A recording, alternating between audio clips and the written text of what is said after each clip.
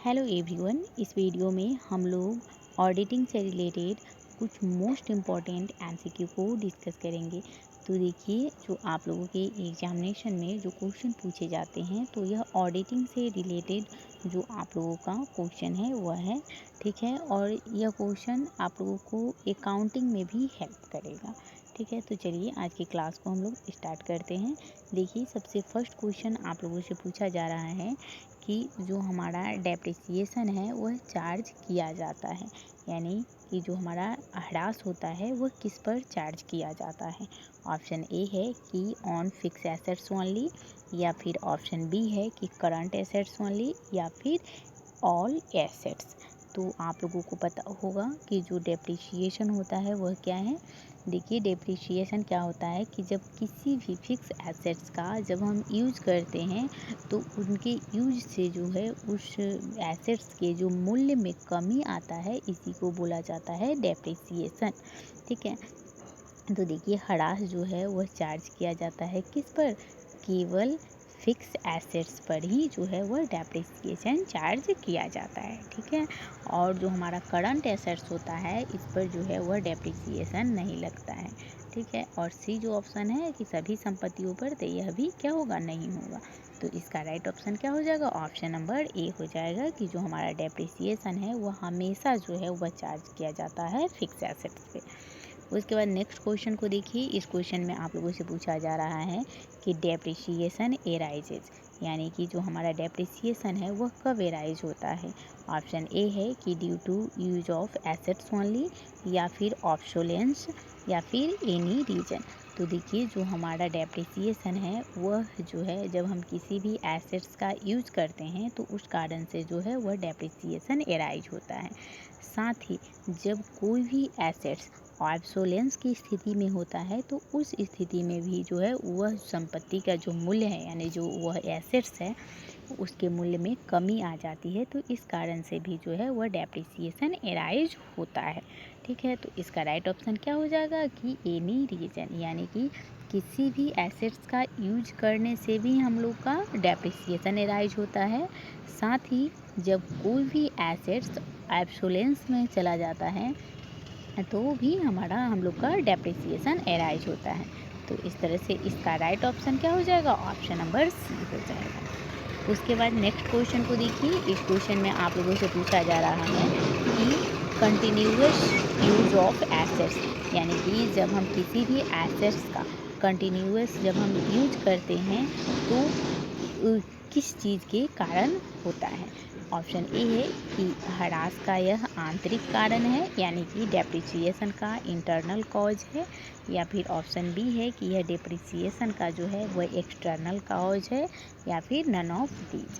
तो देखिए, जो हम लोग जब हम किसी भी यानी कि फिक्स एसेट्स का जब हम यूज करते हैं कंटिन्यूअस बेसिस पर, तो यह जो होता है वह डेप्रिसिएशन का एक इंटरनल कॉज होता है, और इसी इंटरनल कॉज के कारण जो है वह डेप्रिसिएशन एराइज भी होता है। तो इसका राइट ऑप्शन क्या हो जाएगा, ऑप्शन नंबर ए हो जाएगा। उसके बाद चलिए नेक्स्ट क्वेश्चन को देखिए। इस क्वेश्चन में कहा जा रहा है कि जब किसी भी एसेट्स का यानी फिक्स एसेट्स का जब एब्सोलेंस होता है तो यह किस चीज़ के कारण होता है।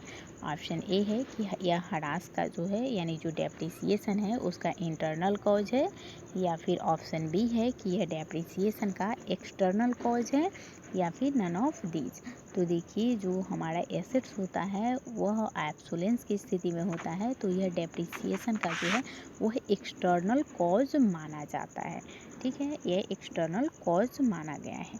तो इसका राइट ऑप्शन क्या हो जाएगा, ऑप्शन नंबर बी हो जाएगा। उसके बाद नेक्स्ट क्वेश्चन को देखिए। इस क्वेश्चन में कहा जा रहा है कि डेप्रिसिएशन एंड एब्सोलेंस।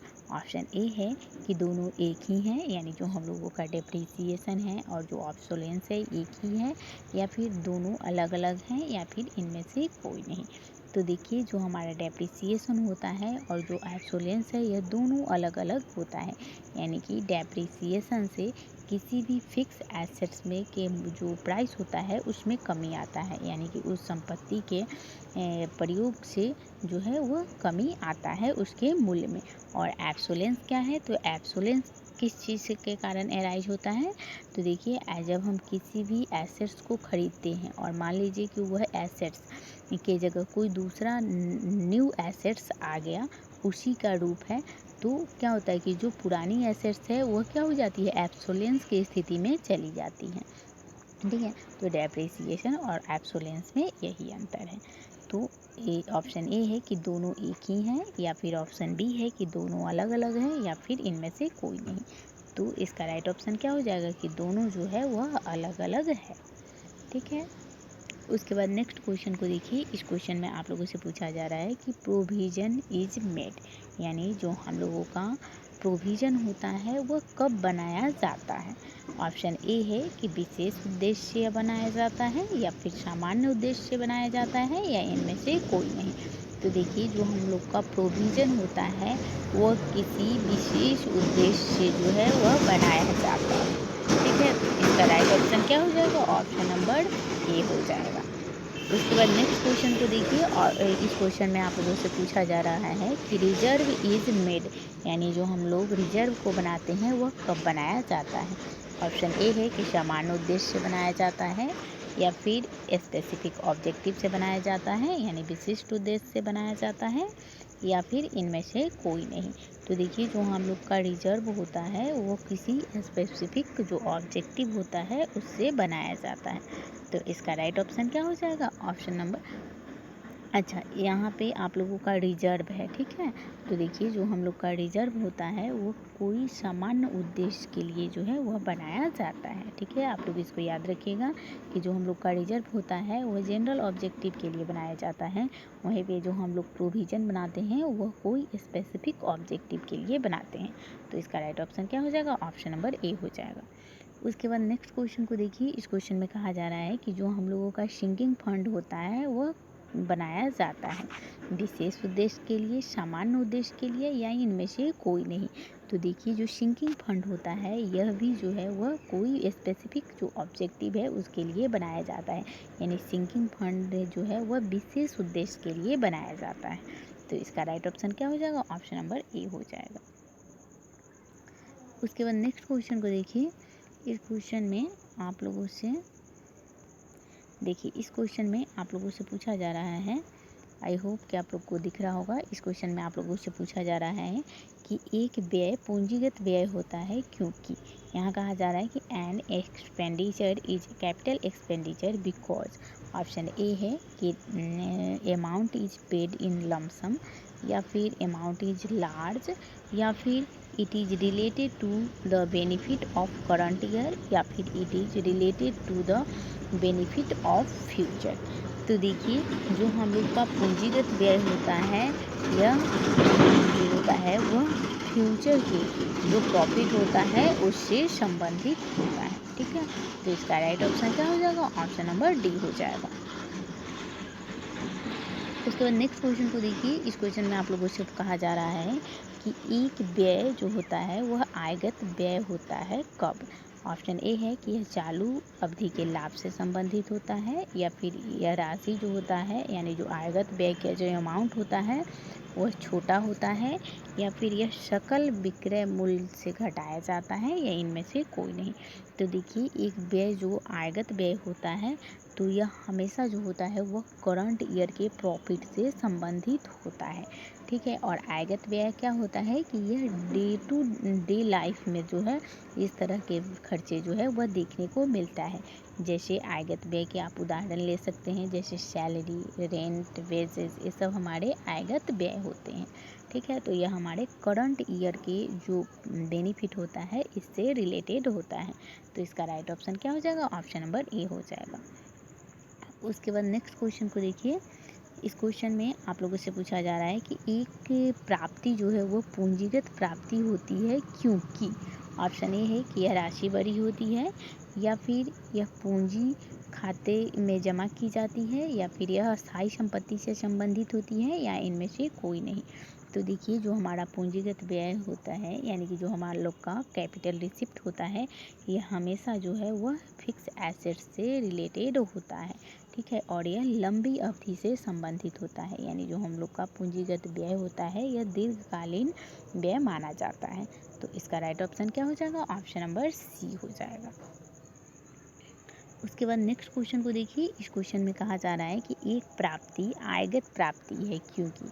यहाँ कहा जा रहा है कि एक जो हम लोग का रेवेन्यू रिसिप्ट होता है वह जो है वह रेवेन्यू रिसिप्ट है क्योंकि ऑप्शन ए है कि राशि जो है वह छोटी होती है यानी कि द अमाउंट इज स्मॉल, या फिर यह व्यवसाय के संचालन क्रिया से संबंधित होती है, या फिर यह वित्तीय वर्ष में प्राप्त होती है। तो देखिए जो एक आयगत प्राप्ति होता है वह व्यवसाय का जो भी रूटीन एक्टिविटी है यानी कि उनका जो डेली लाइफ का जो रूटीन एक्टिविटी है उससे रिलेटेड होता है हम लोगों का रेवेन्यू रिसिप्ट।